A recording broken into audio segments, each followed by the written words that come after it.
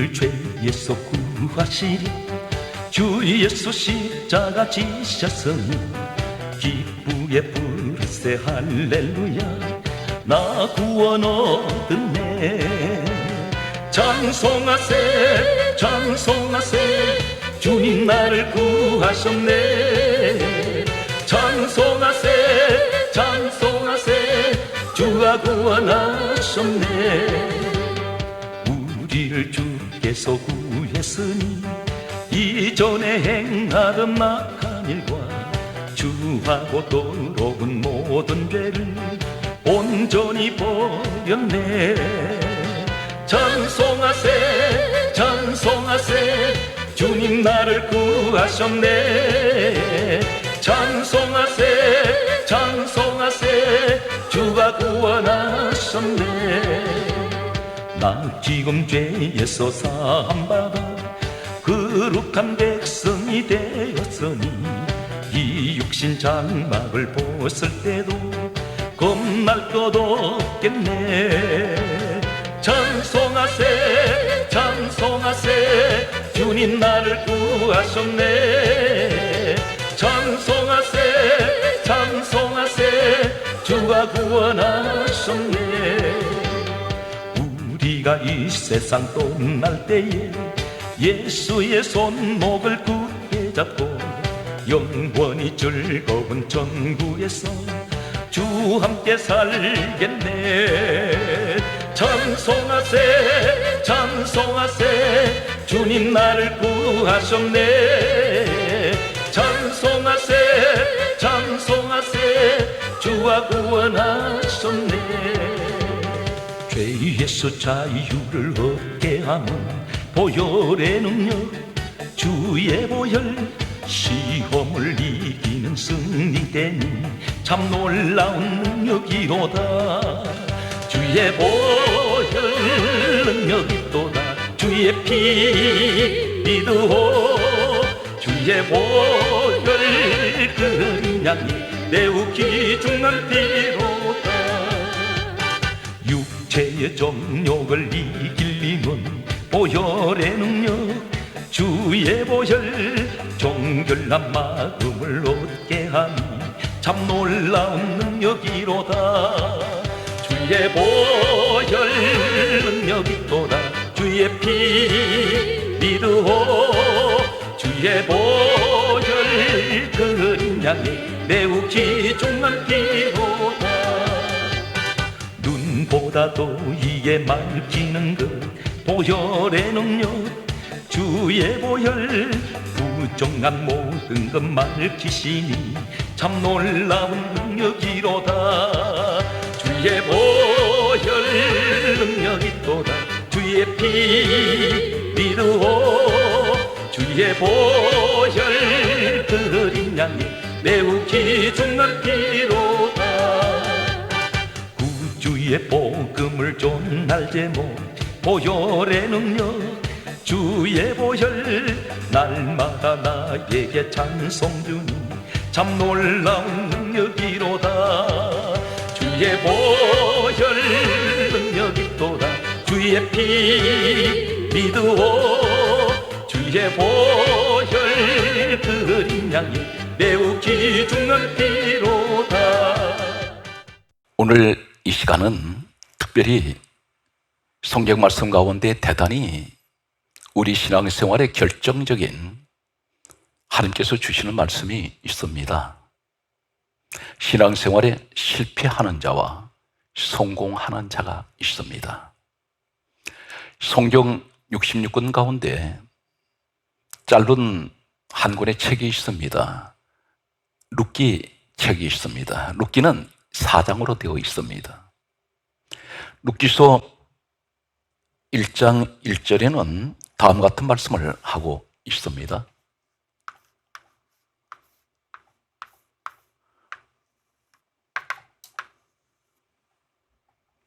사사들의 치리하던 때에 그 땅에 흉년이 더니라.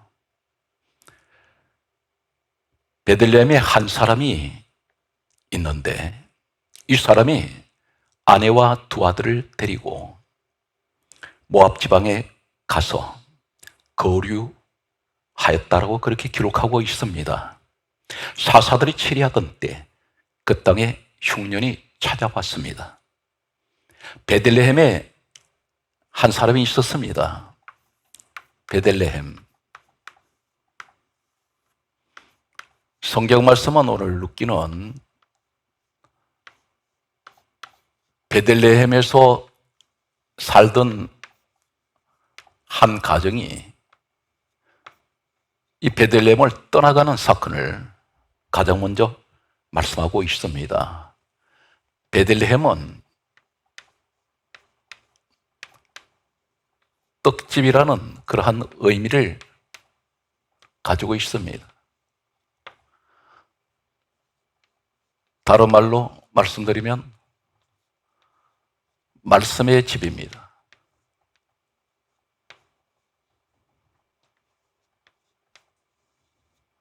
말씀의 집. 성경에서 떡은 말씀을 의미합니다.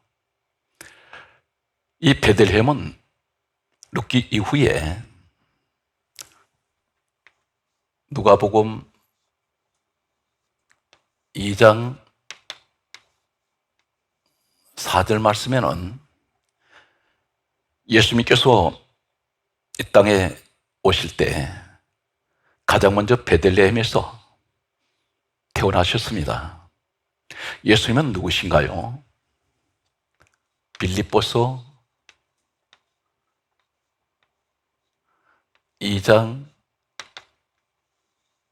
6절에는 우리 예수님은 근본 하나님 본체가 되십니다. 예수님께서 오시는 이 베들레헴, 말씀의 집을 떠나가는 사람이 있습니다. 떡집을 떠나갔습니다. 복음적으로 무엇을 말씀하고 있습니까? 에베소서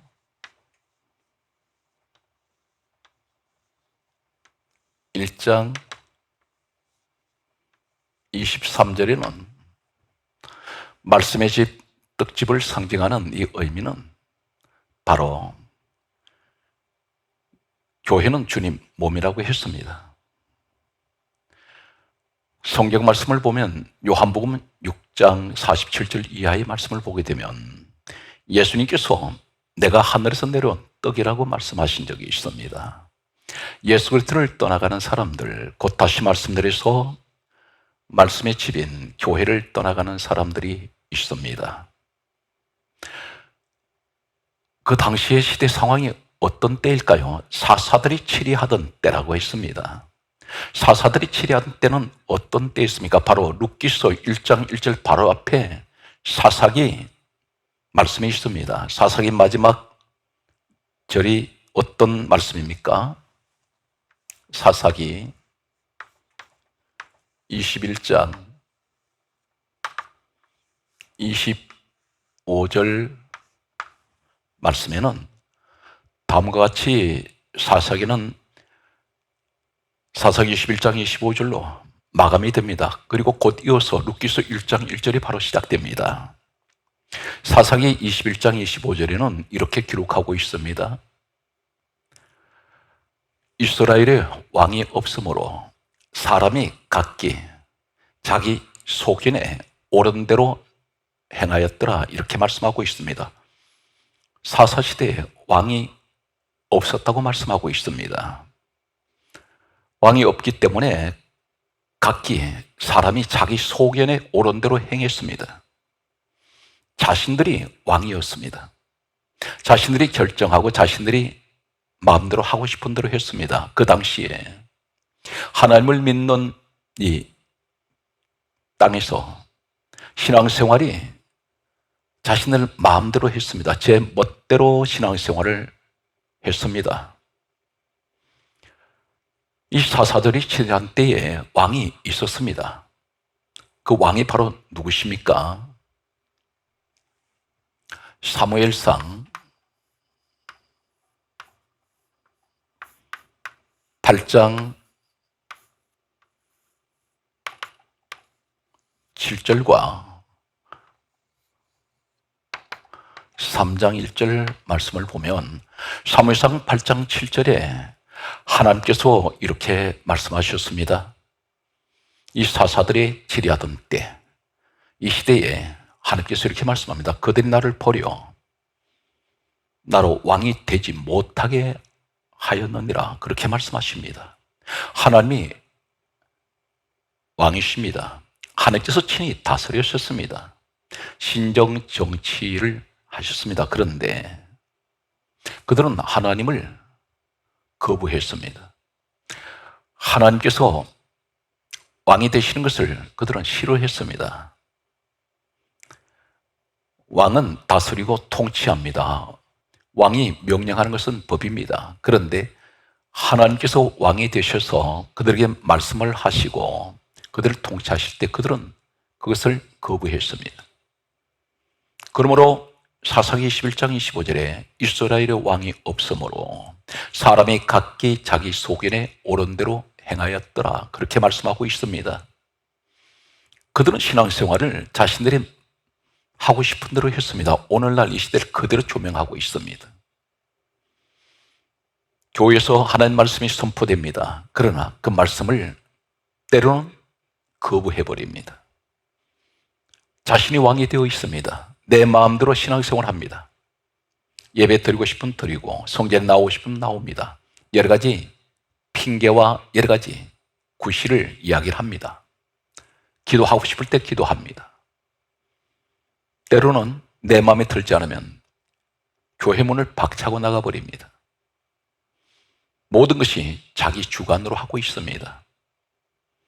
시대는 달라도 사람은 달라도 사사들이 치리하던 때 그때 그 시절이 그 영적 모습이 지금 그대로 옮겨 놓은 것 같습니다.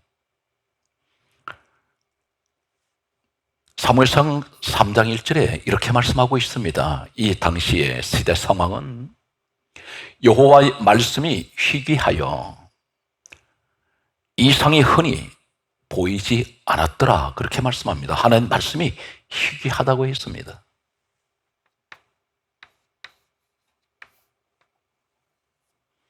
말씀이 희귀합니다. 희귀하다는 말은 하나님 말씀이 드물다는 것입니다. 하나님 말씀을 듣기가 대단히 드문 시대가 되었습니다. 대신 어떤 소리가 들립니까? 세상 이야기, 세상 소리만 난무합니다. 이 시대 똑같은 그대로 재현되고 있습니다. 하나님 말씀보다는 전부 세상 지식으로 흘러가 버렸습니다.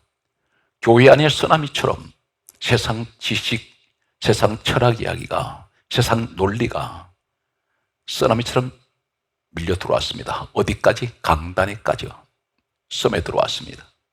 교회에서 하나님 말씀이 잘 들리지 않습니다. 사람들은 전부가 자신의 철학대로, 자신의 생각과 자신의 방법대로만 그렇게 신앙생활을 하려고 하고 있습니다.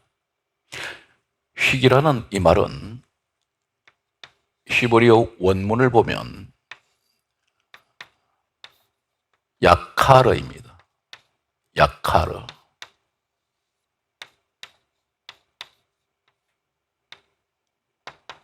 한글로 쓰겠습니다. 야카르. 이 말은 어떤 의미일까요? 같은 구약 성경에 야카르라는 희귀, 히브리어 이 똑같은 말씀이 성경 말씀을 보게 되면 다음과 같이 기록하고 있습니다. 열왕기상 7장 9절에서 10절 말씀에 보면 귀하다 라는 말씀이 있습니다. 이 말씀이 야카르입니다. 희귀라는 똑같은 히브리어 원문이 열왕기상 7장 9절에서 10절에 귀하다라는 이 말씀과 야카르가 같은 말씀으로 단어를 사용하고 있습니다. 그 당시에 하나님의 말씀이 대단히 귀한 시대였습니다. 그만큼 하나님의 말씀을 들려오지 않았습니다. 또 성경에 보게 되면 열왕기상 10장 10절에 보면 약하로 이 말씀은 보석, 보배라는 말씀과 같은 원어를 사용하고 있습니다. 하나님 말씀이 보석입니다. 하나님 말씀이 보배입니다. 그런데 이렇게 귀한 말씀을 그 시대는 너무나 듣기가 드물었습니다. 말씀이 희귀했습니다. 시편 36편 7절에는 하나님이여 주의 인자심이 어찌 보배로우신지요. 이 말씀이 보배란 말이 바로 야카르입니다. 우리 하나님이 보배가 되십니다. 말씀이 요한복음 1장 1절에는 말씀은 하나님이라 하셨습니다. 점점 시대가 가장 어려운 영적 시대는 하나님의 말씀이 들리지 않는 시대입니다. 그런데 사무엘상 3장 1절에 여호와의 말씀이 희귀하여 이상이 흔히 보이지 않았더라. 이 이상이 보이지 않다는 것은 하나님 말씀이 없는 곳에는 이 이상은 하나님께서 앞으로 보여주시는 비전입니다. 꿈입니다. 축복입니다. 그런데 하나님 말씀이 희귀한 곳에는 하나님의 이상이 보이지 않습니다. 성도들이 교회에 나와서 오랫동안 신앙생활을 하셔도 왜 쉽게 절망합니까? 그리고 왜 쉽게 낙심하십니까? 불안해하고 두려워합니다. 그리고 마음속에 소망이 없습니다. 말씀에 대한 소망을 가지지 못합니다. 왜 그렇습니까? 하나님 말씀 중심의 신앙생활이 아니기 때문입니다. 여호와의 말씀이 희귀하여 이상이 흔히 보이지 않았더라. 이렇게 말씀하는 이 말씀 가운데 있어 보이지 아니하였. 이 말씀이 뭡니까? 보이지 않았더라.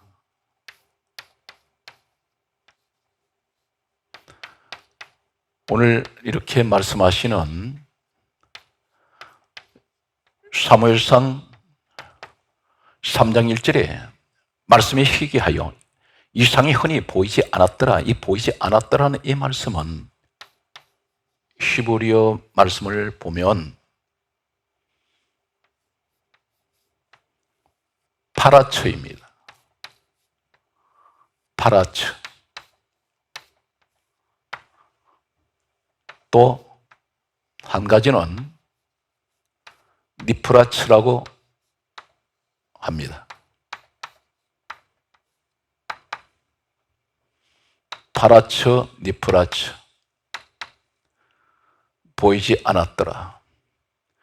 이 파라처라는, 이 보이지 않았더라는 말씀이 없는 곳에는 하나님 이상이 보이지 않았더라는 이 말씀은 어떤 똑같은 구약성경에 나타나는 같은 히브리어의 말씀은 어떤 의미가 있습니까? 느헤미야 1장 3절에 보면 허물어지다,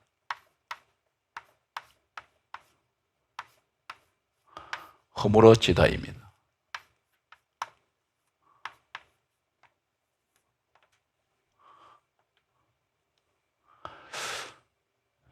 느헤미야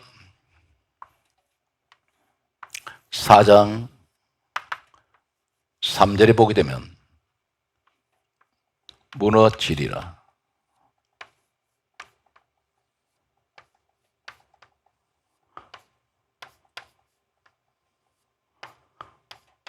계속되는 이 파라처 이 의미를 보게 되면 사무엘상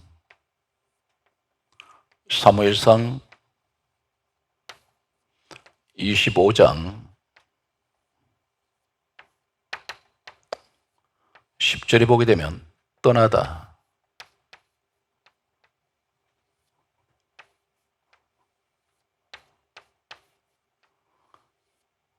계속되는 말씀을 보면 역대상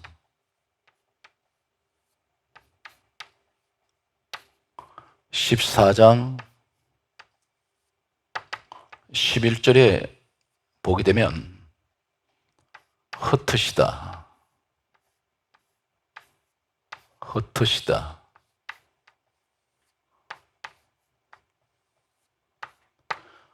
계속되는 말씀을 보면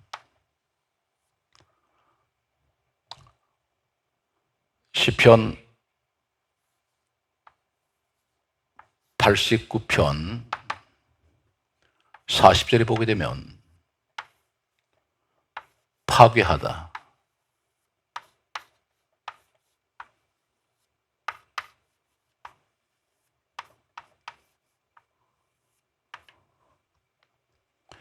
이사야 5장 5절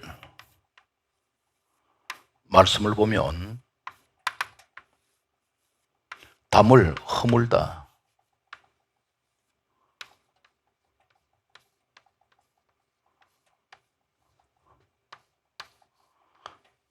말씀이 있습니다. 오늘 말씀을 계속해서 보면 시편 106편, 오늘 이 말씀에서 시편 106편 23절 말씀 보게 되면 파라처에서 유래가 된 히브리어 페레츠라고 부르는 단어가 있습니다. 페레츠.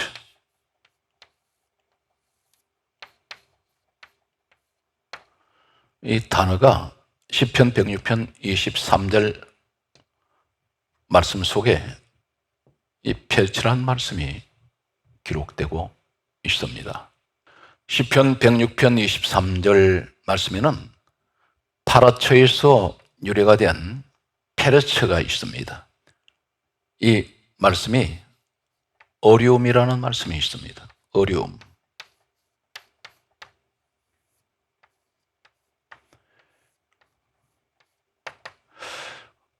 오늘 사무엘상 3장 1절에 여호와의 말씀이 희귀하여 이상이 흔히 보이지 않았더라. 이 보이지 않았더라는 이 말씀, 하나님의 말씀이 드문 곳에, 하나님의 말씀이 귀한 곳에, 하나님의 말씀이 들리지 않는 곳에는 하나님 이상을 보여주지 않습니다. 비전이나 꿈을, 소망이 보이지 않습니다. 보이지 않았더라 이 말씀은 히브리어의 파라처, 니프라처라고 하기도 합니다. 그런데 이 똑같은 히브리어가 느헤미야 1장 3절은 허물어지다입니다. 하나님 말씀이 없는 곳에는 소망이 허물어져 버립니다. 그 이상이 흔히 보이지 않았더라 이 말씀은 하나님의 비전, 하나님의 꿈, 소망은 허물어져 버립니다. 똑같은 파라처, 느헤미야 1장 3절에 사용하고 있습니다. 이것이 원어의 의미라고 할 수가 있습니다. 느헤미야 4장 3절에 무너지리라, 허물어지고 무너지리라. 하나님 말씀이 희귀한 곳에는, 하나님 말씀이 드문 곳에, 하나님 말씀이 들리지 않는 곳에는, 그 귀하신 하나님 말씀을 들리지 않는 그곳에는 허물어지고 무너집니다. 이상이 보이지 않았더라. 이 말씀은 말씀에 없는 곳에는 하나님께서 소망도 꿈도 비전도 다 허물어지고 무너지게 하십니다. 사무엘상 25장 10절에 보면 떠나다 이 말씀이 파라처입니다. 바로 보이지 않았더라. 이 의미가 우리에게 대단히 중요한 말씀입니다. 기독교는 무슨 신앙입니까?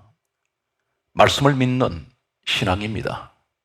로마서 10장 17절에 믿음은 들음에서 나며 들음은 그리스도의 말씀으로 말미암습니다. 아브라함은 창세기 12장 4절에 하나님 부르심 받았을 때 성경 말씀은 이렇게 기록합니다. 믿음의 조상 아브라함이라고 하는 이 아브라함의 모습은 여호와의 말씀을 따라갔다고 말씀하고 있습니다. 말씀의 사람입니다. 역대상 14장 11절에 보게 되면 하나님 말씀이 시기할 때에 흩어버립니다. 다 흩어집니다.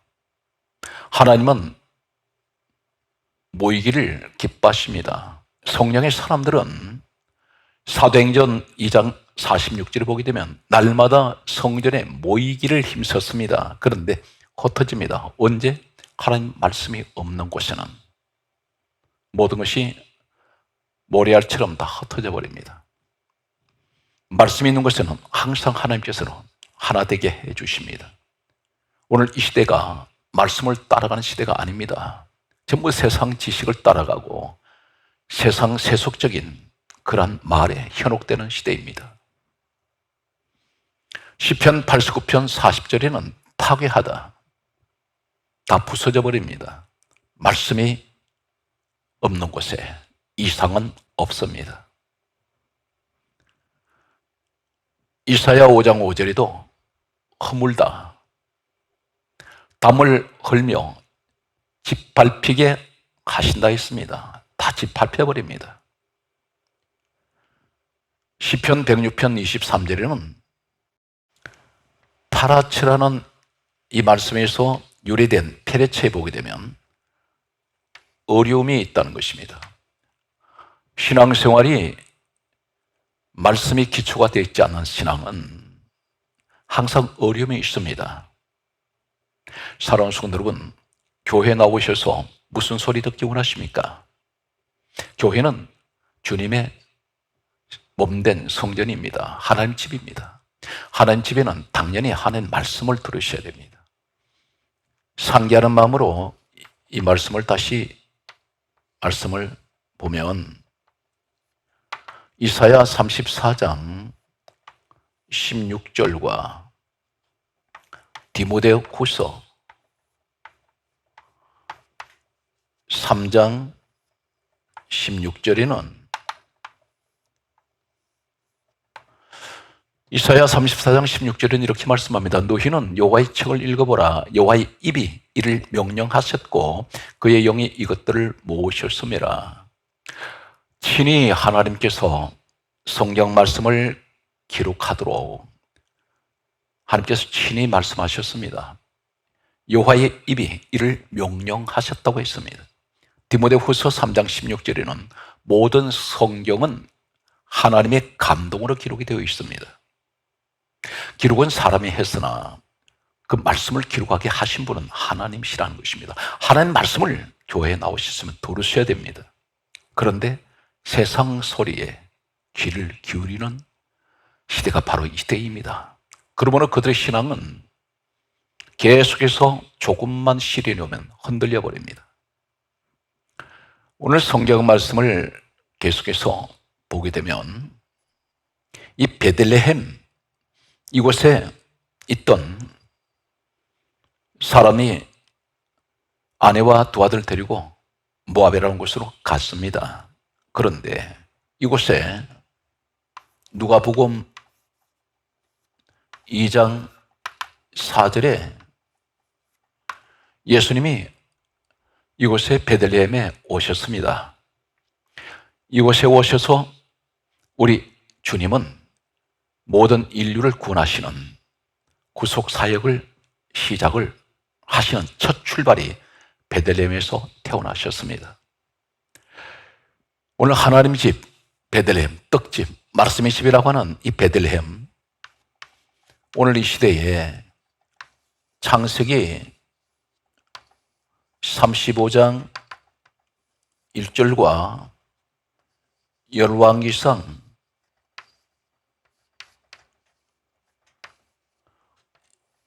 18장 30절 말씀을 보면 창세기 35장 1절에 야곱이 가정에 풍전등화 같은 위기가 찾아왔습니다. 디나라는 딸이 대낮에 세겜 남자에게 급탈을 당했습니다. 이 일로 인해서 이 디나의 오빠 되는 시몬 레위가 칼을 가지고 가서 세겜의 남자들을 다 죽였습니다. 그리고 그들이 가지고 있던 재산을, 재물을 약탈을 하게 되고 부녀자들을 사로잡아 갔습니다. 이 일로 인해서 세겜 이 지역 중심으로 해서 많은 부족들이 있었습니다. 세겜 부족을 돕기 위해서 야곱의 가족을 공격해오는 이러한 풍전등화 같은 위기 앞에 있을 때 하나님 음성이 들려왔습니다. 창세기 35장 1절에 야곱아 일어나 베델로 올라오라. 그곳에 하나님께서 말씀합니다.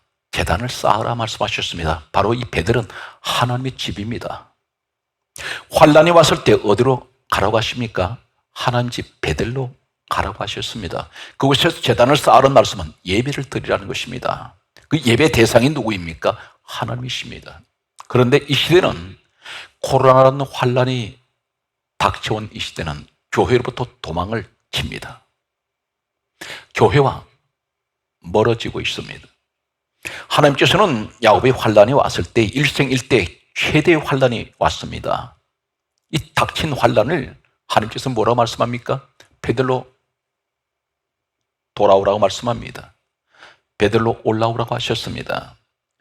베델로 돌아왔을 때 하나님께서는 이 야곱 일행을 지켜주셨고 사명고울을 크게 두려워하게 하셨습니다. 하나님께서 말씀하시는 베델로 돌아오지 않는 이 시대, 이 코로나 환란의 시대를 어떻게 하면 이기고 하나님께서 막아주십니까? 코로나뿐 아니라 온갖 날만 새면 또 오늘은 어떤 사건이 일어날지 예측할 수 없는 시대입니다. 자연의 재앙, 환경에서 오는 여러 가지 재앙,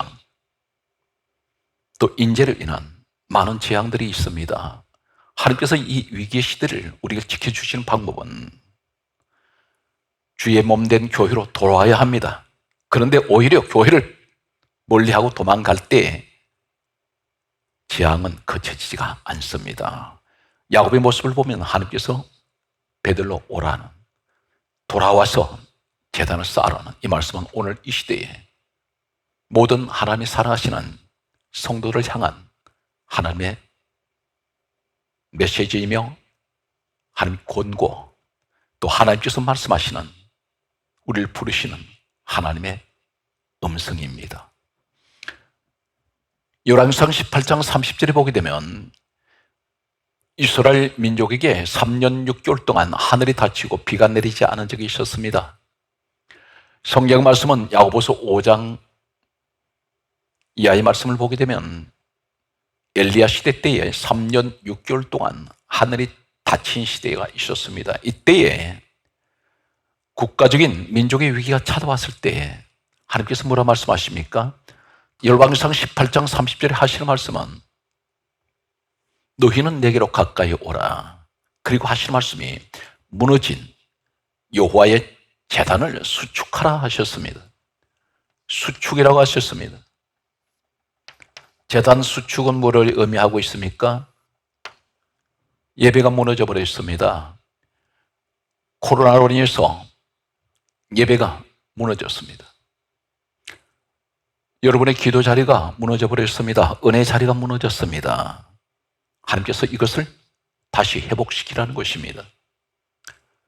그때에 이 수축이라는 이 말이 어떤 의미를 가지고 있습니까?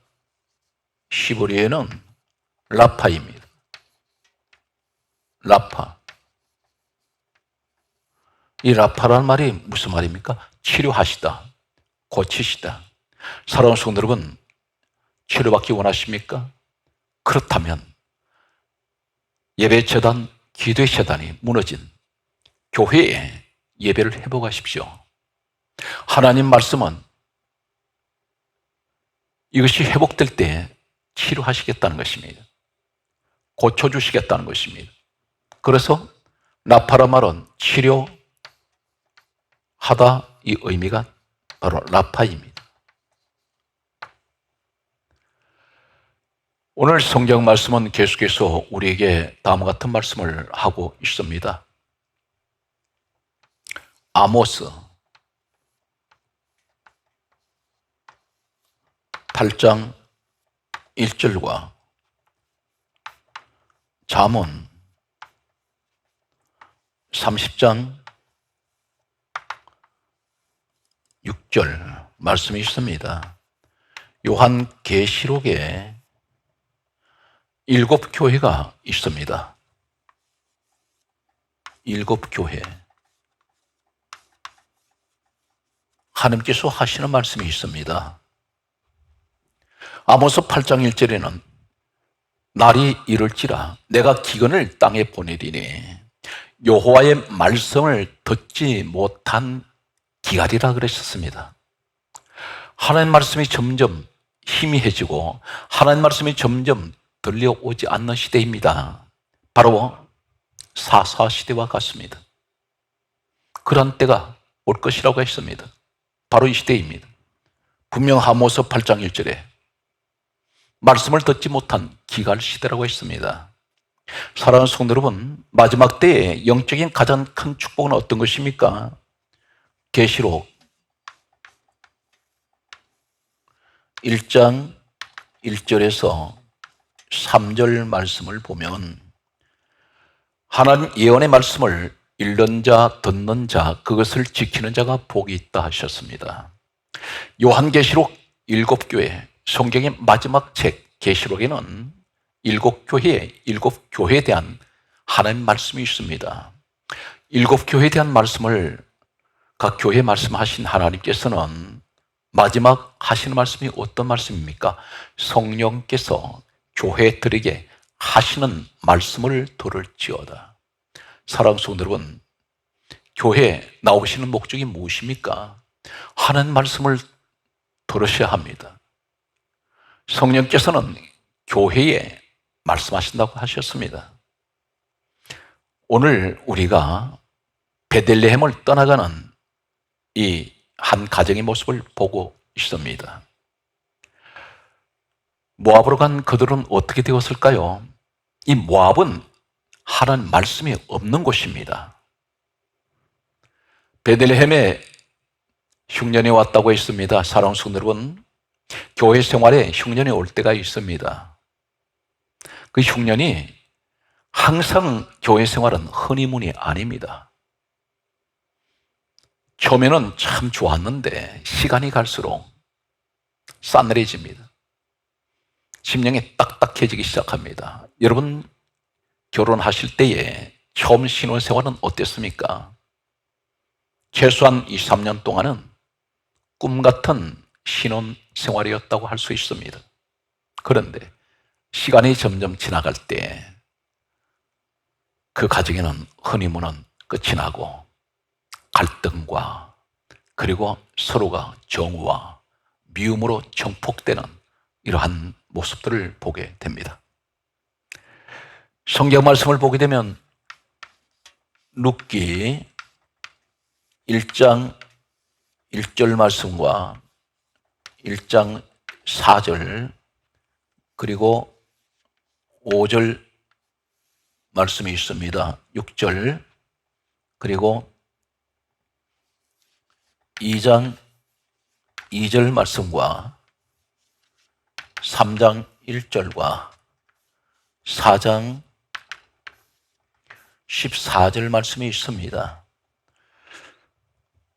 오늘 성경 말씀을 보게 되면 룻기 1장 1절에 모압으로 간 이 가정의 1장 4절을 보면 그곳에 간 지가 10년쯤 되었더라 했습니다. 그런데 5절에 나오미라는 부인 한 사람 외에는 남자 3사람 다 죽었습니다. 성경 말씀을 보게 되면 룻기 1장 2절 말씀을 보게 되면 남편 아비멜렉, 아들 말론, 그리고 아들 기련이 있습니다. 이 엘리멜렉은 어떤 모습입니까? 엘리멜렉 그 남편이 죽은 이 남편은 이름의 뜻이 여호와는 나의 왕이시다 했습니다. 평소에 하나님 나의 왕이라고 떠들던 이 사람이 시험이 오고 흉년이 왔을 때 그는 모압 세상으로 갔습니다. 말씀이 자리에서 말씀이 없는 곳으로 가버렸습니다.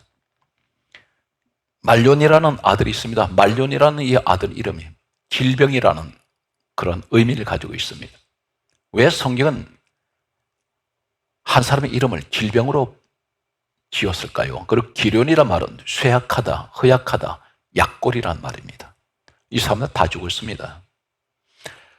하나님 말씀의 자리에서 떠나간 사람들, 말씀이 없는 곳으로 갔던 그들, 그런데 이 사람이 돌아옵니다. 돌아올 때 이 사람은 자신을 말하기를 룻기서 1장 20절에 마라라고 불러라 했습니다. 모압에 갔던 나오미는, 이 나오미란 말은 기쁨이란 뜻인데 베들레헴에 있을 때는 기쁨이었습니다. 그러나 모압으로 간 그는 마라였습니다. 고통이란 뜻입니다. 괴로웠습니다. 그런데 돌아올 때에 은혜가 시작됩니다. 그리고 3장 1절에 안식이 옵니다. 베들레헴 하나님 말씀으로 다시 돌아올 때 4장 14절에는 찬송이 시작됩니다. 마지막 이 가정에는 룻기서 4장 17절 말씀에 보게 되면 나오미가 돌아올 때 한 사람의 큰 축복을 가지고 온 사람이 있었습니다. 그 사람 바로 며느리 룻이었습니다.